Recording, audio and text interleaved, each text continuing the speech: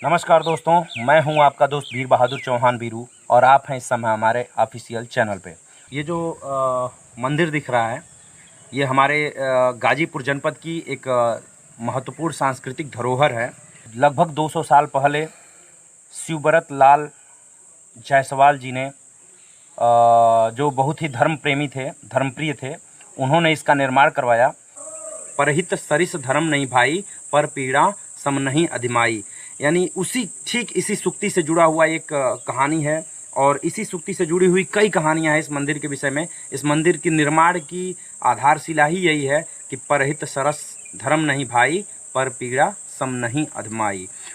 तो ये जो सूक्ति है, ये जो वाक्य है, ठीक इस कहानी में चाशनी के जैसे जुड़ा हुआ है और कहीं न कहीं इसी सूक्ति से वो प्रेरित होकर के उन्होंने इस मंदिर का निर्माण कराया होगा। इस मंदिर के निर्माण के पीछे परहित धर्म यानी परोपकार की भावना एक है। किस परोपकार के कारण इस मंदिर का निर्माण हुआ और किस किस तरीके से इस मंदिर का मार्ग प्रशस्त होता चला गया और आज ये आपके सामने जो भव्य मंदिर दिख रहा है, इसके पीछे इसी प्रकार की कुछ कहानियां हैं, बहुत सारी किंवदंतियां हैं। गांव के लोगों से हम मिलेंगे और जानेंगे। जनपद गाजीपुर के पाली गांव से ये जुड़ा हुआ है। पाली गांव में ये मंदिर बना हुआ है और आइए जानते हैं कुछ लोगों से इसके बारे में कि इसका निर्माण कब हुआ। इनके वंशजों से मिलते हैं। पाली गांव के सबसे उत्तरी छोर पर यह मंदिर स्थापित है और दक्षिण में जो ये गांव है, इसमें शिवव्रत लाल जी के 5वीं पीढ़ी के पट्टीदार पारसनाथ जायसवाल जी रहते हैं। आइए उनसे जानते हैं इतिहास के बारे में। श्रद्धेय शिवव्रत लाल जी के कितने भाई थे? शिवव्रत लाल जी बिहारी लाल, चबरू लाल, शिवव्रत लाल और एक भाई का कुछ है लक्ष्मण। यह परिवार जमींदार परिवार। तो ये कहाँ की जमींदारी थी उनकी परिवार की? गंगौली की थी, नवारा की थी और सामूहिक रूप से लिया जाए तो सिरोर भी था उन लोगों का। बाद में सिरोर के लोगों ने ट्रांसफर कर दिया कोतवाली के मुसलमान को। उसमें हम लोग जो शहर थे, हम लोग का रह गया वो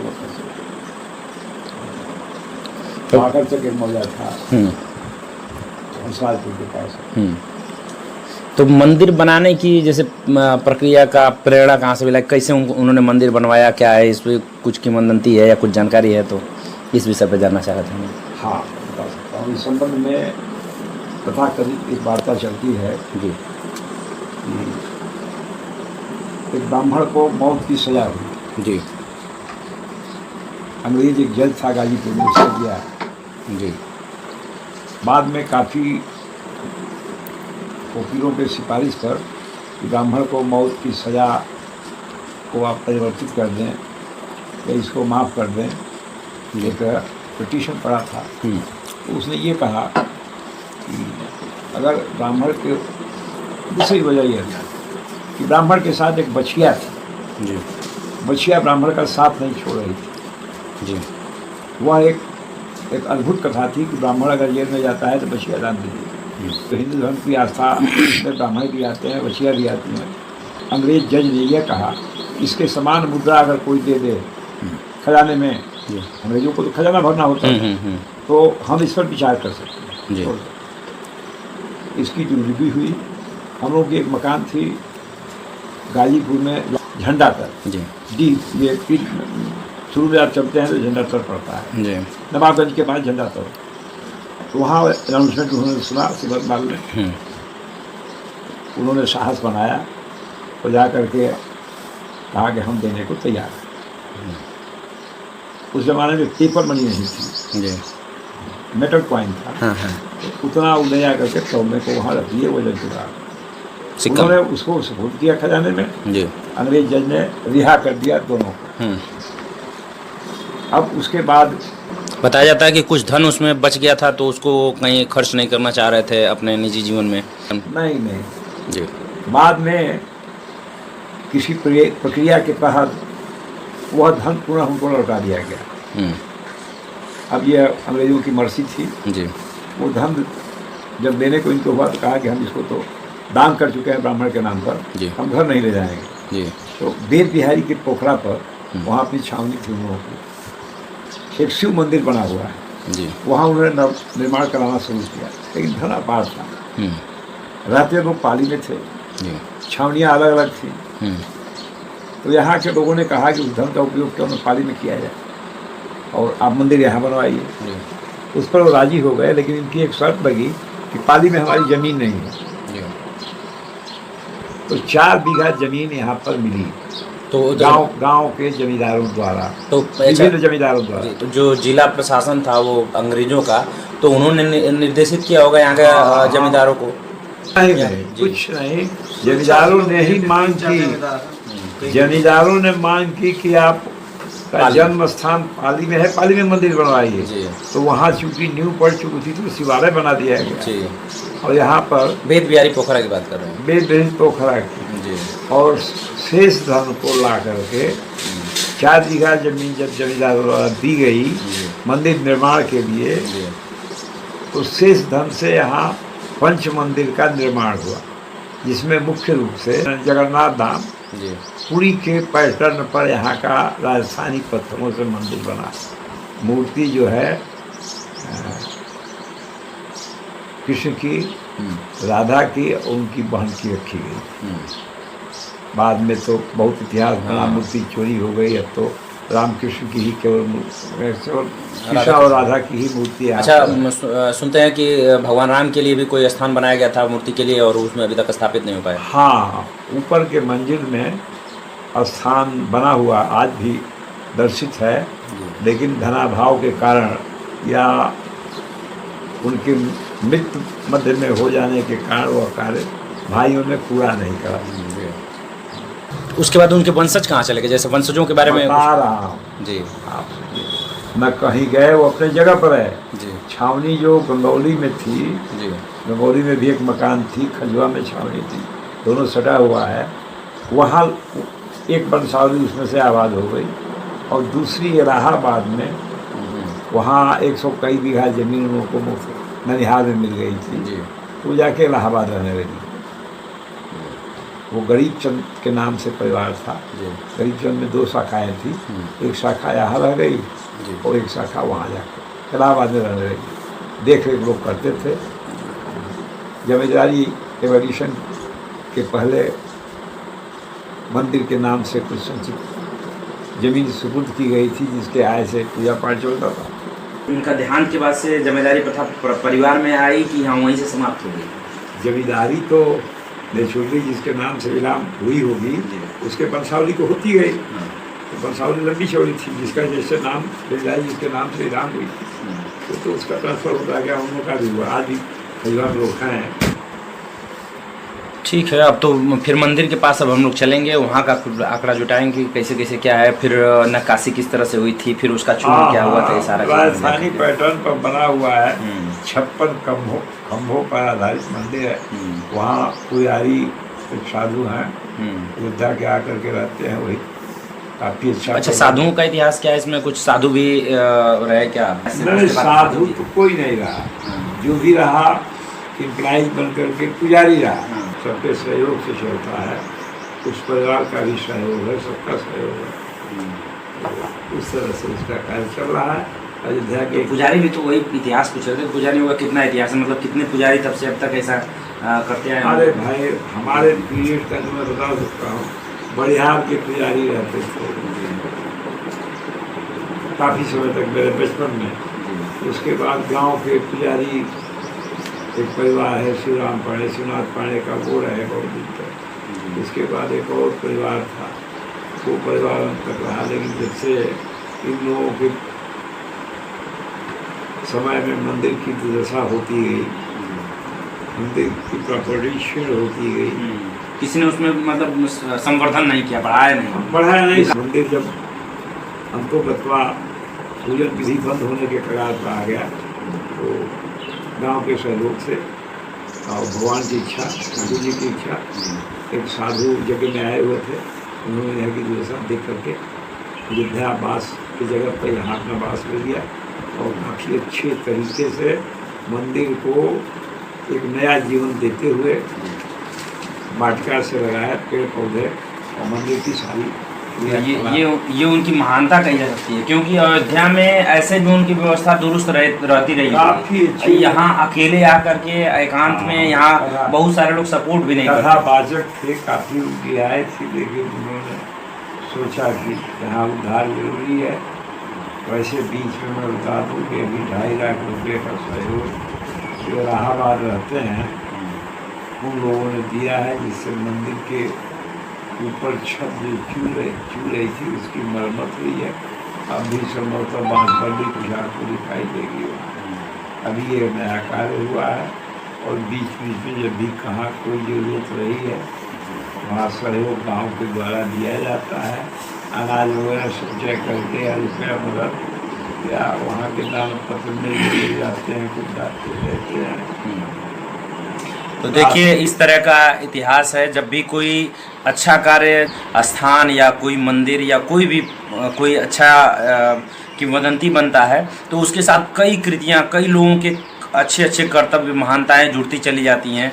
एक ने मंदिर निर्माण कराया, फिर कुछ लोगों ने उस मंदिर निर्माण में सहयोग किया, फिर अभी हाल ही में जो इस समय वर्तमान में पुजारी हैं इस मंदिर के, उनका देखिए कितना अच्छा कार्य है कि उन्होंने इससे पहले वो प्रवचन करता थे, अच्छी खासी उनकी एक तरह से इनकम भी थी और उनका सामाजिक दायरा भी बहुत बड़ा था।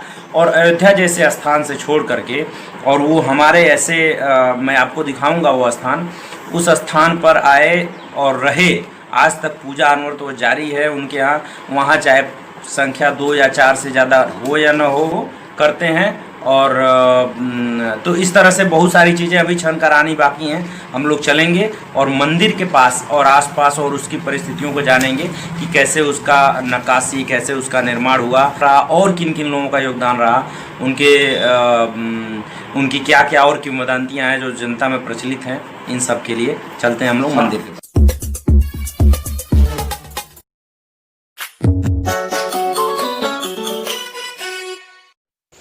देखिए कितनी बेहतरीन कारीगरी का नमूना है। 200 साल पहले राजस्थानी पत्थरों को यहीं पर तराश कर इसका निर्माण किया गया है। केंद्र में स्थापित राधा कृष्ण मंदिर सहित कुल 5 मंदिर स्थापित हैं, जिसके वजह से इस मंदिर को राधा कृष्ण पंच मंदिर के नाम से भी जाना जाता है। दक्षिण पूर्व कोने में दुर्गा जी, दक्षिण पश्चिम कोने में भगवान शिव पार्वती और पश्चिम उत्तर कोने में गणेश जी की कार्तिकेय जी की मूर्ति है। उत्तर पूर्व कोने में भगवान भास्कर अर्थात बताया जाता है कि यहाँ पर राजस्थान से जो कारीगर आए थे उन्होंने इसका निर्माण करवाया था। जितने भी यहाँ पे निर्माण के लिए सामग्री इस्तेमाल की गई सब यहीं पे तराशी गई है। आइए बात करते हैं बाल विकास विभाग के बड़े बाबू के पद पर रहने वाले श्री शिवपूजन गुप्ता जी, जो यहीं के निवासी हैं। ये जनपद सुल्तानपुर से ट्रांसफ़र होने के उपरांत 1993 में मऊ में कार्यरत हुए, जहां से छुट्टी लेकर के दिन प्रतिदिन वो 4 बजे सुबह मंदिर पहुंचकर मंदिर की सफाई के उपरांत पौधों को पानी देना, चिड़ियों को दाना देना आदि का कार्य करते हैं। आइए जानते हैं इनसे मंदिर के। अरे हम लोगों से पहले का बना हुआ है मंदिर ये। वर्तमान में भाई हम लोगों के समय तो बना नहीं था, लेकिन लोगों द्वारा बताया गया कि जो है यहाँ के जायसवाल परिवार के जो थे उन्होंने इस मंदिर का निर्माण कराया था। ये क्या नाम था उनका? श्री शिवव्रत लाल जी, उनके द्वारा निर्माण कराया गया था। और जो है उन्हीं के ज़माने का बना हुआ है। और उन लोगों द्वारा बताया कि यहीं पर जो है मंदिर का जो है जितने मिस्त्री आ करते हैं मैं परिवार सहित रहकर यही बनाते थे और दिन भर काम करके और इसका पत्थरों से नक्काशी करके इसकी जो है सब कुल मिला के जैसे इसको बनाने की प्रेरणा कहाँ से मिली हो? जैसे उन्होंने बनाया तो क्या अकेले उनका पैसा था, धन था, या समाज के लोगों से इकट्ठा करके उन्होंने बनाया? क्या था उनके पास से? समाज के लोगों का नहीं था, उनका तो व्यक्तिगत एक तरह से व्यक्तिगत धन था इसमें। तो जो उनके द्वारा जो है यहाँ से सामाजिक कार्य में जो है यहाँ से जो है गाजीपुर तक जितने रास्ते में कुएँ वगैरह हैं पानी पीने के लिए उनके द्वारा बनाया गया है। था कि अंग्रेजी हुकूमत में किसी पंडित जी को जो है फांसी की सज़ा हुई थी जी, और फांसी की सज़ा में जो है वहाँ जो है अंग्रेजों ने अलाउंस कराया था कि इनके बराबर जो पैसा दे देगा तो इनको छुट्टी दे दी जाएगी, फांसी नहीं दी जाएगी। जी। तो इन्होंने उन लोगों से जो है अंग्रेज के जो भी हों जज हो जो भी हों, उनसे इन्होंने समय मांगा कि मैं आपको पैसा थोड़ा समय दीजिए, मैं लागन के बराबर। हाँ। उन्होंने कचहरी से जो है बग्गी से आकर यहाँ से पैसा ले गए, तो ब्राह्मण के बराबर जो है पैसा जो है वो उन्होंने तौल कर दे दिया। इसके बाद घर लाकर उनको पंडित जी को सम्मान जो है कपड़ा वपड़ा देकर विदाई कर दिए थे। 10 या 12 साल पहले यहाँ क्रिकेट खेलने आते थे, हीरा फक्कड़ स्टेडियम है इसके पीछे पड़ता है। और तब इस मंदिर का स्वरूप जो होता था, ये जो कंपाउंड है जो अहाता है इस मंदिर का, इसका स्वरूप इस तरीके का नहीं हुआ करता था, बहुत ही बिगड़ा हुआ था। और जितने भी यहाँ पे आपको दिख रहा है ये जो पेड़ और पौधे, यहाँ पे देखिए कुएं के आसपास जो सफाई दिख रही है, इधर सफाई नाम की कोई चीज़ नहीं थी। आइए जानते हैं, गांव के ही युवा हैं सूरज गुप्ता जी, जो इस मंदिर के हमेशा आसपास रहते हैं। तो सूरज जी, क्या इन 10-12 वर्षों में आपने क्या वही परिवर्तन देखा है जो हमने देखा है? सन 2012 आज से 7-8 साल पहले यहाँ पे बहुत सी सुव्यवस्थित नहीं था। उसके बाद यहाँ पे पानी की उचित व्यवस्था की गई, सौंदर्यीकरण पर काफ़ी जोर दिया गया। तो गांव के लोगों ने मिलकर किया, कैसे क्या किया थे? जी, एक अयोध्या से साधु महाराज आए, उन्होंने काफ़ी प्रयास किया, गांव के लोगों का भी इसमें योगदान था। इसमें योग करने के लिए चबूतरा भी बनाया गया है, टहलने के लिए भी बनाया गया है, और काफ़ी अच्छे ये पौधे हो गए जो दवा देखिए इधर जब हम लोग आते थे, जब 2010 में 12 के आसपास, तो ये पूरा एकदम जंगल के जैसे, पूरा एकदम कूस कास इसमें खंडहर के जैसे रहा करता था। तो इसके बारे में बताइए, मतलब किसने, क्या बाबा के रहने के दौरान ही ये सब हुआ कि इसके अलावा किसी ने उसको किया था ऐसा? नहीं, बाबा के रहने के दौरान ही हुआ। बाबा जी ने सबको प्रेरित किया और बाबा के प्रेरणा से बाकी गांव के लोग साथ दिए और उन लोगों ने सफाई की, पूरा भीगा था, इसको जेसीबी बुला के साफ किया गया। अच्छे अच्छे फूल पौधे लगाए गए हैं, कुछ इसमें जड़ी बूटी भी हैं और काफ़ी ये सुंदर जगह है टहलने के लिए।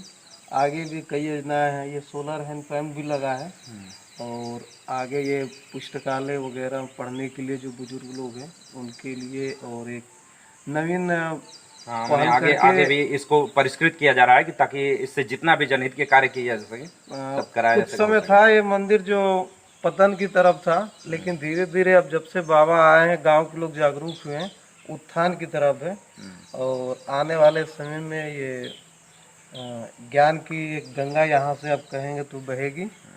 तो देख रहे हैं आप, हालांकि एक जो जिक्र कर रहे हैं बाबा के बारे में, उनके बारे में मुझे भी कुछ देर पहले पता चला है। कहा जाता है कि परोपकार की भावना खुद में एक नैतिकता है और इस भावना के तपिश में कौन अंत तक टिकता है। बीरू आज के लाचारी में खुद का भला विशिष्ट है, ये बात साबित करता है, बेशक हम विक्षिप्त हैं। ये 2007 में हमने रचना की थी। पूर्वांचल न्यूज़ यहाँ पे एक पत्रिका तक चलती थी, साप्ताहिक पत्रिका, जिसमें मैंने एक रचना की थी और ये बात हूबहू सटीक बैठती है। अयोध्या से चल कर आए मुनीन्द्र दास जी, ऐसे जगह से आए। अयोध्या में ऐसा जगह है जहाँ पे बहुत सारे धर्म प्रेमी इकट्ठा होते हैं और आसपास हमारे पूरे देश के भगवान राम का जन्मस्थल जहाँ पर है, हमारे आस्था का सबसे बड़ा केंद्र अयोध्या है। वहाँ पर जो व्यक्ति अगर स्थापित हो जाता है तो उसके लिए व्यवस्थाओं की क्या कमी रह जाती है। लेकिन वहाँ से एक व्यक्ति आता है और हमारे गाँव में, हमारे ऐसे आंचलिक क्षेत्र में जहाँ एकदम एकांत है, उस जगह पर आ करके और वो भगवान की पूजा अर्चना करते हैं, उस मंदिर का विकास करवाते हैं, उस आसपास सौंदर्यीकरण करवाते हैं। उसके पीछे उनकी क्या मंशा हो सकती है? यही एक संत का जो स्वभाव होता है वो उनके अंदर है, इससे परिलक्षित होता है। इसके पीछे बहुत सारी कहानियां हैं, एक मंदिर निर्माण से लेकर के और इसके जीर्णोद्धार तक, इसके कर्ता धर्ता तक, सबके अंदर पुण्य और पाप के बीच जो एक अंतराल होता है उसको स्थापित करने का प्रयास किया है। तो आइए और कुछ लोगों से हम लोग जानते हैं कि इस मंदिर का जो विकास हुआ, इस मंदिर का निर्माण हुआ, उसमें किस किस तरीके की कहानियां जुड़ी हुई हैं। तो आइए जानते हैं।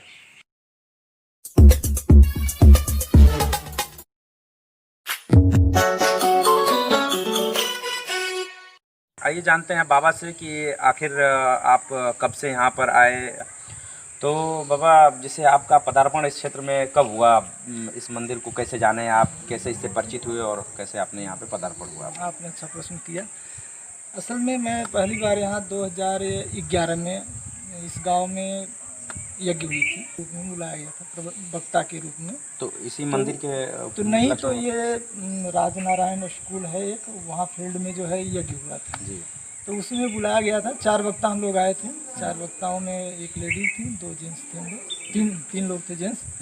और इसके बाद जो है एक हमारे मित्र मखना में जो है आए थे, कथा कर रहे थे, तो वहाँ इस मंदिर की चर्चा थी। जी वहाँ इस मंदिर की चर्चा थी। 3 दिन कथा में यहाँ बोल चुका था, जी तो मुझे तो पता नहीं था। और मेरे मित्र जब आए और इस मंदिर का चर्चा किए कि ये इस पाली गांव में बहुत प्राचीन मंदिर है, हमका देखो 3 दिन हम रहे, हमको पता नहीं। यहाँ से 10-15 किलोमीटर दूरी पर इसकी चर्चा है और हमारे मित्र इसकी चर्चा कर रहे हैं। आए हम लोग, फिर गेट पर, गेट तो एकदम ऊंचा सा था, एक पगडंडी था गेट से जो है अंदर आने का एंट्री था। तो गाड़ी वहाँ खड़ा करके हम लोग आए, तो एक गांव के ही बुजुर्ग थे, उड़ाती पानी करके, बहुत बुजुर्ग थे। तो मंदिर के जस्ट सामने एक बोरा बिछा करके लेटे हुए थे। तो उनसे कहा कि बाबा चाबी खोलिए, दरवाज़ा दर्शन कर लें भगवान का। तो खोजने लगे, चाबी जब मिल नहीं रही थी, तो बड़े मुश्किल से चाबी मिली, तो खोला गया। खोलने के बाद ठाकुर जी को एक लोहे की अलमारी थी। तो लोहे की अलमारी में जो है ठाकुर जी को एक प्रकार से बंद रखा गया था, अष्टधातु की मूर्ति की वजह से। और यहाँ 2 पुलिस वालों की, हाँ, एक ही मूर्ति उसमें अष्टधातु की थी, 2 पाषाण की थी जो है। तो हुआ क्या कि लाक में रहा करती थी और 2 पुलिस की ड्यूटी भी थी। जब वो लाकर खुला तो स्थिति ये देखने को मिली, मतलब उस समय काफ़ी हमें मतलब भावुक होना पड़ा कि भगवान शिव विग्रह भगवान का जो है धूल धूल से पूरा। और जन्माष्टमी जो भादों में, और मैं आया था जो है अगले मतलब गर्मी के दिनों में आया था, यही टाइम में आया था, जून में शायद एक हुई थी। तो तब का खुला हुआ, और वो माला जो जन्माष्टमी पड़ा हुआ था सूखा हुआ भगवान के गले में, 6-7 महीने बीत चुके थे। हाँ। तो मेरे साथ जो मित्र थे अजीता जी, उन्होंने कहा कि देखिए भगवान के साथ ये बहुत नाइंसाफ़ी हो रही है, तो बहुत बुरा होना चाहिए गांव का जो भगवान के साथ ऐसा मतलब आज पेश आ रहे हैं लोग।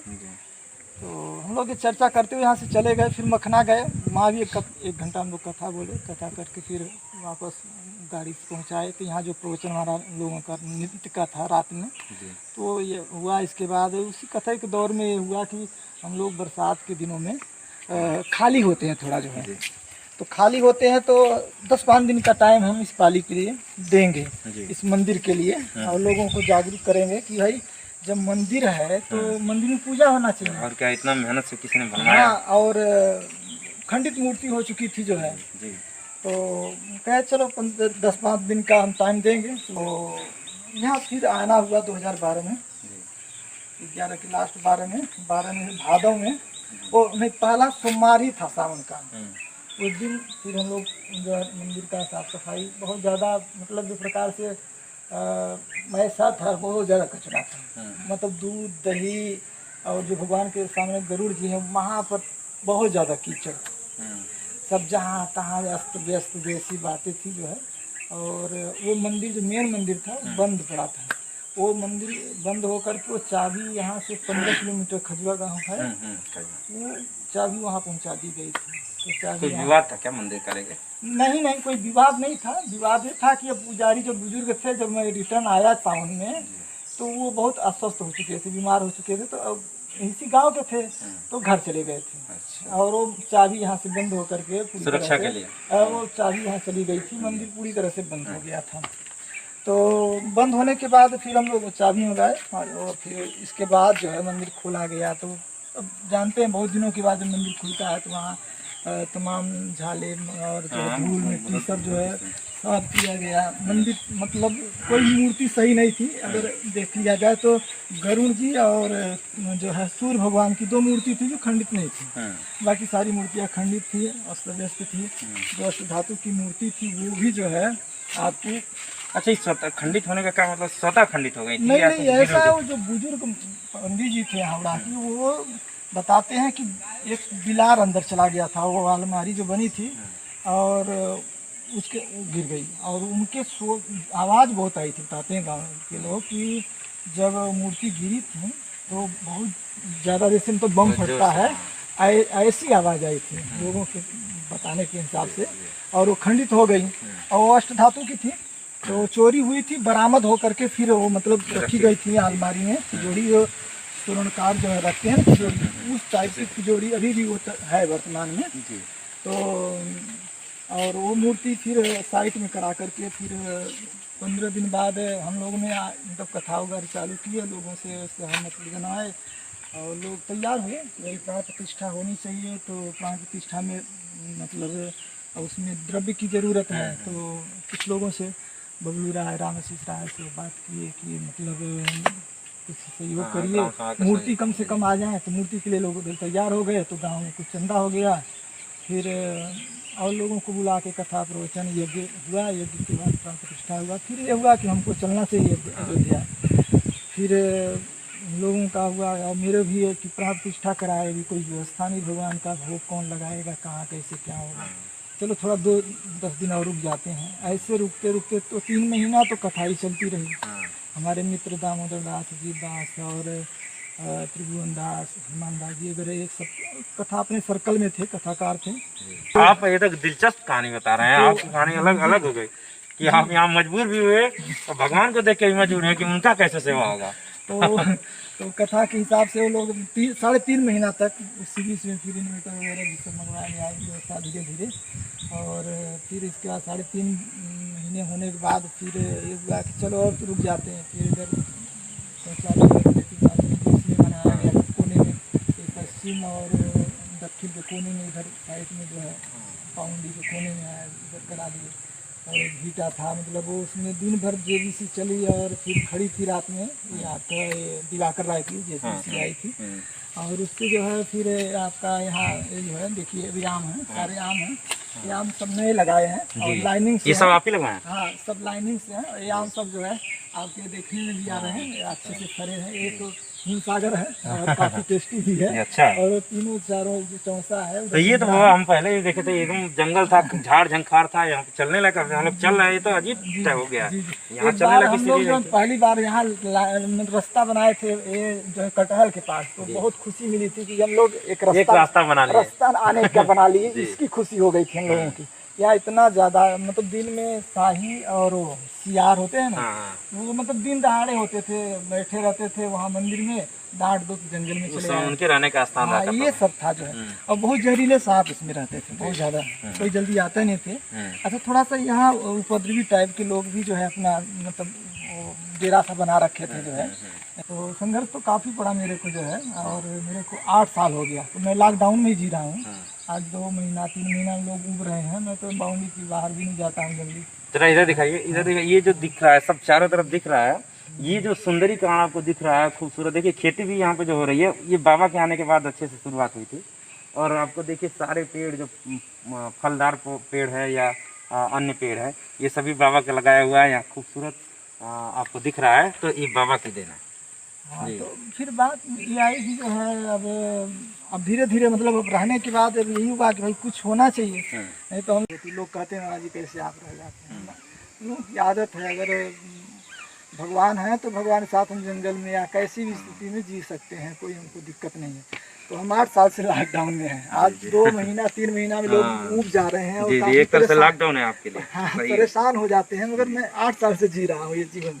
सही है। तो इस प्रकार से जो है अपना ये परिसर के अंदर ही अपना सारा काम काज देखना है। ये जैसे नए में से जामुन लगाए हैं, लीची है, ये कटहल और नए में लगा दिए हैं, इस प्रकार से जो है। ये जो पार्क के जैसे आपको दिख रहा है, ये जितना भी आपको ये कंपाउंड है पार्क के जैसे दिख रहा है आपको, बिल्कुल और ये बाबा की देन है। यहाँ पे आने के बाद अब आपको इस तरह से लगता होगा कि नहीं बहुत आसान काम होगा, लेकिन जिस तरह से इन्होंने इसका सौंदर्यीकरण किया है ये देखने लायक है।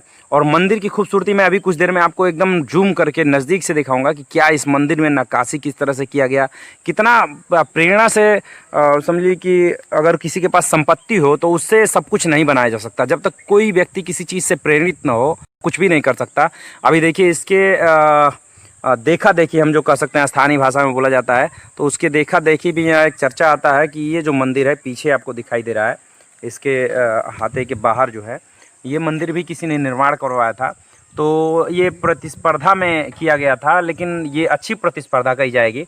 जब हम अच्छा कार्य करने वाले से प्रतिस्पर्धा करके कुछ अच्छा करते हैं तो ये मानव जीवन के लिए कल्याणकारी ही होता है, अच्छा ही होता है। तो और जानेंगे हम बाबा से कि और क्या क्या इन्होंने, आखिर यहाँ पर व्यवस्था कैसे मिलती है बाबा आपको? समाज से कोई सहयोग या क्या ऐसे कुछ रहता है निजी जीवन के लिए कि भोजन के लिए, या परिवार का क्या कंडीशन है आपको? परिवार कैसे क्या है? नहीं, मैं परिवार से नहीं हूँ, मैं तो एक सन्यासी ब्रह्मचारी हूँ। बहुत कम एज में मैं सन्यास लिया था जी। और तब से जो है मैं कोई भी कांटेक्ट अपने परिवार से नहीं रखा हूँ। और मेरे बारे में कोई जानता है, अयोध्या में भी रहे या कहीं भी, साधु संतों में आपस में भी ये बातें नहीं होती हैं घर परिवार की। जी। जो सन्यास लेता है वो सन्यासी होता है, वो उसको घर परिवार से बहुत दूरी बना के रखना चाहिए। विरक्त का मतलब, जी, विरक्ति। मतलब विरक्त का मतलब अपने रक्त से कोई संपर्क नहीं, अपने सगे संबंधियों से दूरी रहे तो ही वो निष्पक्ष कोई भी काम कर सकता है और किसी का कोई निर्णय दे सकता है, कोई बात स्पष्ट कर सकता है। नहीं तो क्या होता है, वो तो समाज के पूरे क्षणभंगुर तो बहुत बड़ा ज्ञानी परिवार का व्यक्ति हो जो अपने बेटे के गुनाह को गुनाहगार समझे। नहीं तो ऐसा होता नहीं है। गुनाह किया है, बाप जान रहा है। जब तक विरक्ति ना आए तब तक आदमी मनुष्यता नहीं कर सकता पूर्ण रूप से कहा जाए तो। नहीं तो वो क्या है ना, झूठ को, एक झूठ को छुपाने के लिए हजारों, मतलब एक सत्य वो झूठ को छुपाने के लिए कितने झूठ बोलता है, कुछ सीमा नहीं होती है। सही। तो एक हम लोगों का जो मतलब संन्यास, अब तो मतलब देखा जा रहा है कि घरों में ये शिक्षाएं जैसे गीता भागवत स्वाभाविक रूप से जैसे परिवार में संस्कार मिलता था तो वो चीज़ें खत्म होती जा रही हैं। साधु महात्माओं में अपने जो है संन्यास कोई ले नहीं रहा है, बहुत कम संख्या में ऐसी बातें हैं जो है। अब मतलब आजकल के युग के हिसाब से जो है कोई शिक्षा ऐसी नहीं है ना, इस प्रकार से जो है कोई विरक्त नहीं होता है। और हम लोगों में बहुत देखा गया है कि मतलब विरक्त होने का मतलब वो रातों रात भागे, किसी से परमिशन नहीं, परमिशन लेगा तो कोई देगा नहीं। तो ये सब बातें हैं। तो मैं पूरी तरह से विरक्त हूँ, मेरे कोई परिवार नहीं, कोई कॉन्टेक्ट नहीं। और कुछ में कथा वार्ता से भी अपना जो कुछ मतलब अपना डिपॉजिट या कुछ भी ऐसी हमारी अब लिंक हमारे जो है हम लोगों के तमाम प्रांतों से हैं, तमाम लोगों जगह से जुड़े हुए हैं लोग, हमारे शिष्य भक्त लोग जो है। तो मुझे मतलब अपने खाने पीने और रहने और पहनने की मतलब इसकी चिंता एकदम से नहीं होती है कि गाँव वाले कुछ देंगे तो मेरा कुछ होगा, ऐसी चिंता से मैं मुक्त हूँ। और खुल करके मैं अपना काम करता हूँ। कोई आता है उसका स्वागत है, नहीं आता तो भी कोई बात नहीं है, किसी की अपेक्षा नहीं करता हूँ। और तो इस दौरान अब तो मैं यहाँ पर काफ़ी कुछ पैदा भी कर लेता हूँ और लोगों को देता हूँ। लोग यहाँ आम जैसे है, आपका मक्की है, 1.5 मंडा बोए हैं, तो मैं क्या इतना खाऊंगा, लोगों को खिलाता हूँ, कोई बेचता नहीं है ज़्यादातर। ऐसे जो है अभी चना हुआ था तो लोग चना की भाजी से लेके हर चीज़ मतलब यहाँ लोग आ जाते हैं, उनको उपलब्ध हो जाता है। तो अब हमें वो बात नहीं रहती कि मतलब किसी पर हम जो है मतलब डिपेंड हैं जो है, ऐसा नहीं है जो है। अब मैं अपने आप में मजबूत हूँ और भगवान कृपा है उसमें जो है। अब तो मतलब काफ़ी दिनों तक कथा वार्ता कहा हो, उसकी स्थिति क्या होगी ये आज के दौर में आप जानते हैं। तो ये भी जानना था हुआ कि जिन्होंने इस मंदिर का निर्माण कराया था, क्या उनके वंशज जो हैं वो कभी आए यहाँ पर मिलने के लिए या कभी आपसे मुलाकात है? परिचित वो परिचित है और उनसे हमारी बातें भी होती रहती है। खजुआ गांव से और एक जो है इलाहाबाद रहते हैं देवदास, उनका कॉन्टेक्ट नंबर है, वो मतलब बातें भी होती हैं और लोग आते हैं जाते हैं, मगर उनसे कोई हम ऐसा डिमांड कोई रखता नहीं हो कि उनको ये चाहिए या कुछ चाहिए, ऐसा कुछ नहीं। वो जन्माष्टमी में आते हैं, कभी ऐसे अभी भी बाई चांस कभी आ जाते हैं मिलने, आते भी हाल समाचार हो जाता है। बाकी जो है और इस मंदिर का तो आप जानते हैं कि जान रहे हैं, ब्राह्मण के मतलब फांसी होने के कगार में था, उसमें डुग्गी पहले पिटवाई जाती थी। अगर ये काम कर सके आदमी तो कर ले, तो इसको हम मुक्त कर देंगे। और अभय जीवन दान ये बहुत बड़ा दान है। तो उन्होंने कितना बड़ा संस्कारित रहे होंगे, कितना बड़ा धार्मिक रहे होंगे कि जिससे जान न पहचान, उसके लिए उन्होंने बग्गियों में 5 बग्गियों में चांदी के स्वर्ण मुद्रा नहीं, चांदी की मुद्राएं उसमें थी, तो वो ले करके पहुंचे। और मतलब जरूरत से ज्यादा मतलब हाँ, जितने से वो- दो चार गुना मतलब वो ज़्यादा होने से मतलब वो तौलाया गया तो उससे बचा भी। जी। तो जज ने सोचा जिसका जान न पहचान इसके द्वारा इन दोनों का, और उसके लिए व्यक्ति इतना कर रहा है, तो ये पैसा अगर मैं ले लेता हूँ तो मैं बहुत निम्न कोटि की गिनती होगी मेरी। इस वजह से उन्होंने फिर वो पैसा जज ने भी नहीं लिया। और जब जज ने नहीं लिया तो जो है श्रीवत लाल बोले कि ब्राह्मण देव आप ले लो, कहीं मेरी जान बच गई, इससे बड़ा धन है और क्या हो सकता है। एक मरने वाले का अगर जो है प्राण बच जाए, उसको सबसे बड़ा धन तो वही होता है। आदमी को पता अपने शरीर का तब पता चलता है हकीकत, अगर जब वो जान सांसत में है, जब सांसत में एक आँख अपनी कितनी कीमत है, जब नहीं होगी तब समझ में आएगा, नहीं रहेगा सब तभी। मौजूद होने के बाद भगवान को कोसते रहते हैं, कुछ नहीं दिए, ऐसा है वैसा है, मगर वो जब नहीं होता है तब उसका एहसास होता है कि क्या। तो जो जान पर पड़ी हो और उसकी जान बच जाए तो उसके लिए बहुत बड़ा मतलब बात हो जाती है ना जी। तो हुआ क्या कि ब्राह्मण देव मना कर दिया कि मैं नहीं धन लूंगा जी। कहीं अब ये क्या होना चाहिए। फिर विद्वानों से और लोगों से पूछे कि भाई मैं तो दान के रूप में निकाल चुका हूँ, अब इसको तो मैं घर में नहीं ले जा सकता हूँ। लोगों से पूछे तो लोगों ने कहा जब ऐसा है तो आप पोखरा खनवाइए। पहले कुआं साधन था, आज तो तमाम टेक्नोलॉजी है, तमाम हैंड पाइप है, तो कोई अब सेंसर टोटी लगी हुई है कि हाथ से खोलना भी ना पड़े। पहले कुआं एक मात्र था पानी का, पोखरा पानी का साधन था। तमाम उन्होंने पोखरा, मंदिर और ये यहाँ रहते थे और इनकी जिम्मेदारी खेती जो है दूसरे जगह थी। खजुआ गांव तमाम प्लाट था। कहते हैं अपने खेत पर अपने जमीन में गाजीपुर जाते थे, दूसरे की जमीन पर नहीं। यहाँ से गाजीपुर तक जाते थे और उनका खुद का जमीन होता था। खुद का जमीन होता है, मतलब कितनी बड़ी प्रॉपर्टी उनके पास रही होगी, सोचने वाली बात है। यहाँ से 40 किलोमीटर लगभग 45 किलोमीटर गाजीपुर पड़ता है। तो 15 किलो अगर हटा दिया 15 किलोमीटर यहाँ से मतलब कासमाबाद खजुआ गांव, तो अपने जमीन पर जाते थे। अब उनके पास पैसा की कोई अभाव नहीं, तो उस पैसे से फिर ये मंदिर का निर्माण जो है, और इसमें कई उन्होंने सोच रखी थी कि मतलब ओवर ब्रिज बने, नदी से स्नान करके लोग सीधे स्नान करके मंदिर के ऊपर वाले हिस्से पे जाए और राम जी का दर्शन करके नीचे उतरे, ऐसे उनका मतलब वो था।